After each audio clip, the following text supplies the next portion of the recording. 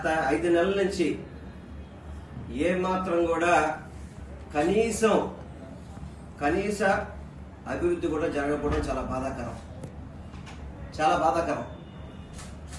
ఎందుకంటే గతంలో ఎన్నడూ ఇది ఎరగని విధంగా విజయవాడ పశ్చిమ నియోజకవర్గంలో అనేక అభివృద్ధి కార్యక్రమాలు చేశాం.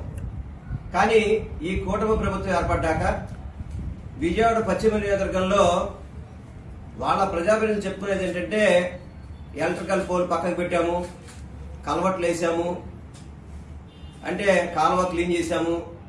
అది వాళ్ళు చెప్పుకున్నారు. 5 నెలలు ఏం చేశారా అంటే అది వాళ్ళు చెప్పుకునే పరిస్థితి. గతంలో మేము పశ్చిమ నియోజకవర్గానికి సంబంధించి అనేక అభివృద్ధి కార్యక్రమాలు చేశాం. దానిలో భాగం మన స్టేడియంని అద్భుతంగా ఆ రోజు వాకింగ్ ట్రాక్ పెట్టి అక్కడ పిల్లలందరూ కూడా ఆడుకోవడానికి క్రికెట్ కావచ్చు అన్ని విధాలు కూడా చక్కటి గ్రౌండ్ అంతా కూడా అభివృద్ధి చేశాం. ఇండోర్ షటిల్ కోర్టులు అయితే అప్పటికే దాదాపు 70% పైన పూర్తయిపోయినాయి. కానీ ఈ రోజు కూడా ఆ షటిల్ కోర్టుని అక్కడతో ఆపేసి దాన్ని కనీసం అభివృద్ధి చేసే పరిస్థితి కూడా కనబడట్లేదు.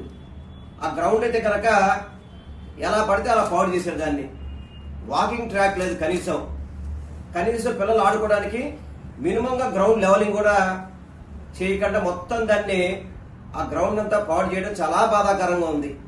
ఎందుకంటే గతంలో ఎన్నడూ లేని విధంగా మనకి ఈస్ట్ కాన్స్టిట్యున్సీలో స్టేడియంలు ఉన్నాయి, సెంట్రల్ కాన్స్టిట్యున్సీలో స్టేడియంలు ఉన్నాయి, కానీ వెస్ట్ కాన్స్టిట్యున్సీకి స్టేడియం లేదని అడిగిన వెంటనే అప్పుడు మాజీ ముఖ్యమంత్రి గారు జగన్మోహన్ రెడ్డి గారు అడిగిన వెంటనే స్టేడియం శాంక్షన్ చేసి దానికి నిధులు విడుదల చేసి దాన్ని అభివృద్ధి చేస్తే కనీసం స్టేడియంని రూపురేఖలు మార్చేసి పూర్తిగా కూడా దాన్ని ఏ ఒక్కరికి కూడా ఆడుకోవడానికి వినియోగం లేకుండా చేసిన ఘనత ఈ కూటమి ప్రభుత్వానికి కనబడుతుందని చెప్పి మీ అందరికీ కూడా తెలియపరచుకుంటున్నాను.